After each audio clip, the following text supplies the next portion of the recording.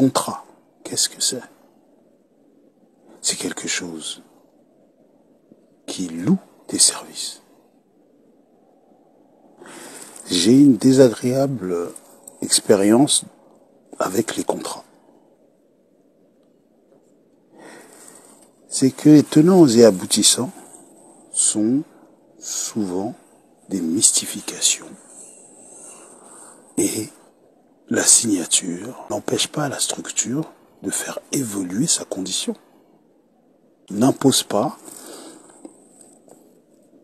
de prévenir le signataire de l'évolution du contrat qui n'est que dans très très peu de cas favorable au signataire. Un contrat avec la banque implique qu'elle garde ton argent.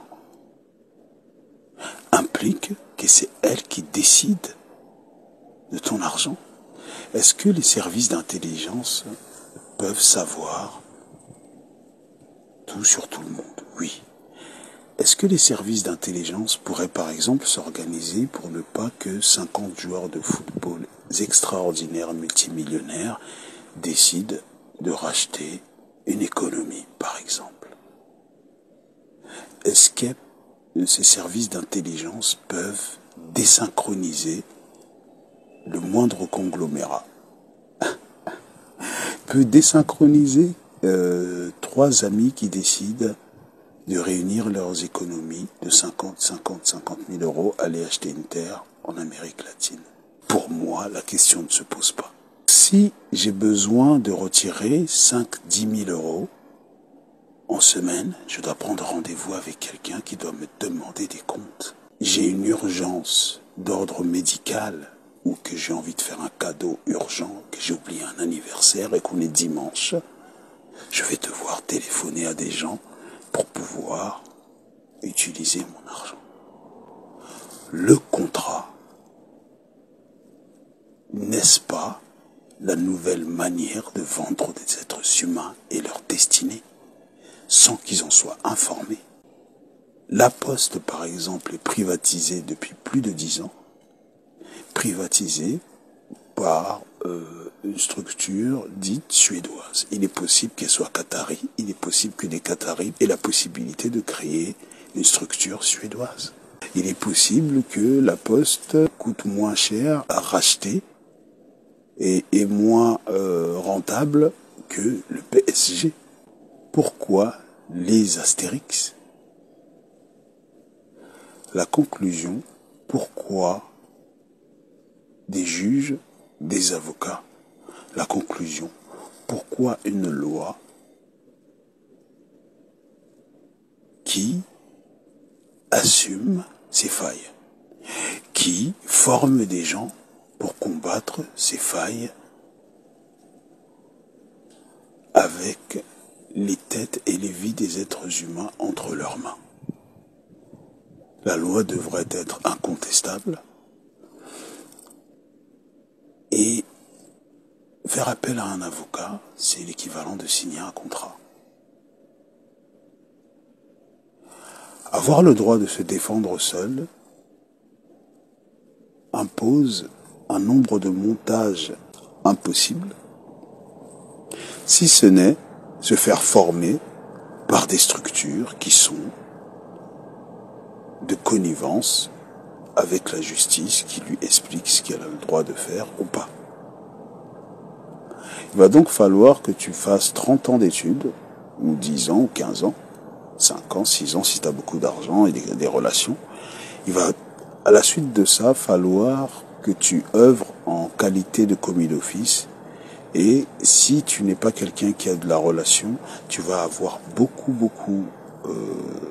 de difficultés à apprécier le métier parce que tu ne vas pas avoir de possibilité, beaucoup en tout cas, de refuser une plaidoirie en tant que commis d'office de n'importe quel type de cas. Parce que tu es dépendant de la structure, tu voudrais t'agrandir.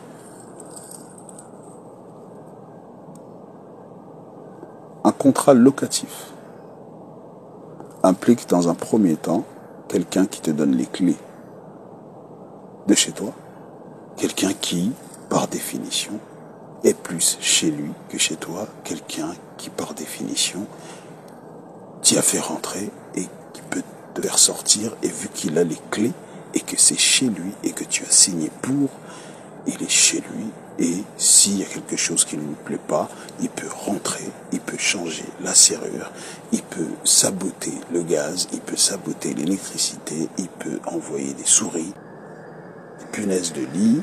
D'où vient cette rumeur, ma chère communauté juive, mes frères, pour ne pas être espionné et pillé, l'obligation de faire des trous dans des draps pour avoir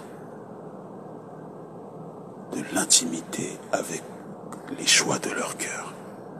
Les habits, c'est un contrat. Une pièce d'identité n'implique-t-elle pas que ta pièce de 1 euro, ton ticket de caisse, ton ticket de bus, de métro, ta carte bleue, ton téléphone portable que tu as acheté avec ta carte bleue, avec un réseau sans contact dessus, les codes barres de tes vêtements ne sont-ils pas tous connectés? Tu veux t'en aller d'un contrat, tu apprends que tu avais mal lu. Donc une nouvelle manière de vendre des êtres humains en fonction de leurs attributs. Un espace privé, une loi privée, un droit privé de dire, informer le consommateur, l'équivalent d'un logement, une banque, une boîte de nuit. L'obligation de te plier à son pouvoir. Le droit aux produits psycho-influents qui donnent envie aux passants d'entrer, par exemple. Le règlement intérieur n'est pas le contrat, il est un ordre de respecter les décisions. La propriété intellectuelle, donc. On entend dans locatif, on entend locatif, on entend négatif, on entend l'homme-poule au-dessus de l'homme qui te lie au contrat. Du choix de la composition, de l'air, de tout élément de composition. PI. PI comme propriété intellectuelle et PY comme pays, un territoire. Entrer dans l'enceinte d'une structure, c'est signer un contrat avec la dite structure. Être soumis à sa science, son service, la composition de son air, sa sécurité. On peut signer un contrat avec un équipementier, on peut signer un contrat avec un agent, on peut signer un contrat avec un club, mais le droit, c'est celui qui permet à ce commerce triangulaire, on va dire, d'être réglementé et de soumettre les êtres qui apposent des signatures. La propriété intellectuelle étant donc la création du droit, la cession de la propriété intellectuelle également. On peut donc parler de commerce, de ce qui est le psychisme de l'être.